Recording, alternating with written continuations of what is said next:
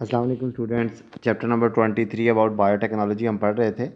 Second lecture है जी हमारा about molecular seizures या रिस्ट्रिक्शन एंडोन्यूक्लियोसिस। ये जो मालिक्यूलर सीजर्स जिसे हम मोलेकुलर सीजर्स भी कहते हैं, ये बेसिकली डीएनए को काटने वाली या मालिक्यूल्स को काटने वाली कैंचियाँ होती हैं। कैंचियाँ ये क्या हैं? असल में ये सीजर्स नहीं हैं, ये एंजाइम्स हैं। इन्हें मालिक्यूल्स को काटने वाली सीजर्स यानी मालिक्यूल्स को काटने वाली कैंचियाँ कह रहे थे, लेकिन दर हकीकत ये कैंचियाँ नहीं है, ये एंजाइम है जिनका नेम है रिस्ट्रिक्शन एंडोन्यूक्लियोसिस। ठीक है, कहते हैं these are the natural enzymes of the bacteria. ये बैक्टीरिया में पाए जाने वाले कुदरती एंजाइम हैं which they use for their protection against viruses, जिन्हें बैक्टीरिया इस्तेमाल करते हैं अपने आप को वायरस से बचाने के लिए। यानी रिस्ट्रिक्शन एंडोन्यूक्लियोसिस या मॉलिक्यूलर सीजर्स बैक्टीरिया में पाए जाने वाले नेचुरल एंजाइम हैं जिसकी मदद से बैक्टीरिया खुद को वायरस से बचा लेते हैं। कैसे? अब आप सोच रहे होंगे कि ऐसा कौन सा वायरस है जो बैक्टीरिया को मारता है। तो हमने फर्स्ट ईयर में पढ़ा था बैक्टीरियोफेग। तो कहता है जी they cut the viral DNA at specific point. कैसे बचाते हैं ये बैक्टीरिया को? कैसे बचाते हैं? जैसे वायरस का डीएनए इन पर अटैक करने लगता है ना, ये वायरस के डीएनए को कुछ खास पॉइंट्स पर कट कर देते हैं। ठीक है, कहता है अब साइंसदानों को ना इनके दो करैक्टर्स पता चल गए।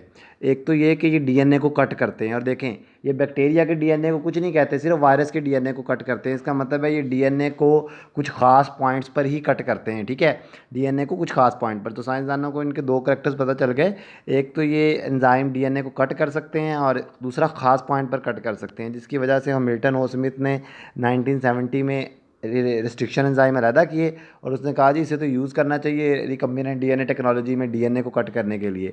अब तक ऐसे 400 एंजाइम डिस्कवर हो चुके हैं, जिनमें से 20 ऐसे हैं जो बहुत ज़्यादा यूज़ किए जाते हैं रिकम्बिनेंट डीएनए टेक्नोलॉजी में। कहता है जी सबसे ज़्यादा रिस्ट्रिक्शन एंजाइम जो यूज़ होता है वो EcoR1 है। EcoR1 जो कि इकोलाई बैक्टीरिया से हासिल हुआ है। ये रिस्ट्रिक्शन एंजाइम ज़्यादातर जिस पॉइंट पर डीएनए को कट करते हैं ना, वहाँ पर प्लेंड्रोमिक सीक्वेंस पाया जाता है। क्या पाया जाता है जी? प्लेंड्रोमिक सीक्वेंस। प्लेंड्रोमिक सीक्वेंस क्या होता है? अगर सेम सीक्वेंस रिवर्स ऑर्डर में आ जाए, जैसे कि आप डायग्राम में देख रहे हैं AA TT TT, और अगर इसी का रिवर्स हो जाए AA TT TT, तो इस चीज़ को कहते हैं, यानी अगर आप साथ में पोज में देख रहे हैं TT AA AA TT, यानी सेम सीक्वेंस है लेकिन उसका ऑर्डर रिवर्स हो गया। ठीक है, यानी है TTA, यहाँ पे नीचे TTA है, यानी इसकी डायरेक्शन रिवर्स हो गई है। अगर same nucleotide sequence reverse order में पाया जाए तो ऐसे ऑर्डर को हम साइंटिफिक टर्मिनोलॉजी में कहते हैं प्लेंड्रोमिक सीक्वेंस। अच्छा, उसके बाद बेटा आ जाता है हमारे पास वेक्टर या मॉलिक्यूलर कैरियर। हमने कल कहा था कि अगर हम जीन को ट्रांसफ़र करना चाह रहे हैं ना, जीन को ट्रांसफ़र करना चाह रहे हैं बैक्टीरिया के अंदर, तो हमें एक सिफारशी चाहिए। वो सिफारशी कौन सा होता है जी? वेक्टर या मॉलिक्यूलर कैरियर। कहता है this transfer the gene of interest into host cell. ये क्या करता है? ये जीन ऑफ इंटरेस्ट को होस्ट सेल में ट्रांसफ़र करता है। और ये ज़्यादातर कौन सा होता है? ये प्लाज्मिड होता है। प्लाज्मिड क्या होता है? एक तो बैक्टीरिया का मेन क्रोमोसोम होता है जिसे न्यूक्लियोइड कहते हैं, और दूसरा एक्स्ट्रा क्रोमोसोम होता है जिसे प्लाज्मिड कहते हैं। प्लाज्मिड बैक्टीरिया में पाया जाने वाला नेचुरल एक्स्ट्रा और सर्कुलर डीएनए। प्लाज्मिड, हम तो प्लाज्मिड को एज अ कैरियर यूज़ करते हैं, यानी इसके अंदर जीन ऑफ इंटरेस्ट डाल के बैक्टीरिया में ट्रांसफ़र करते हैं।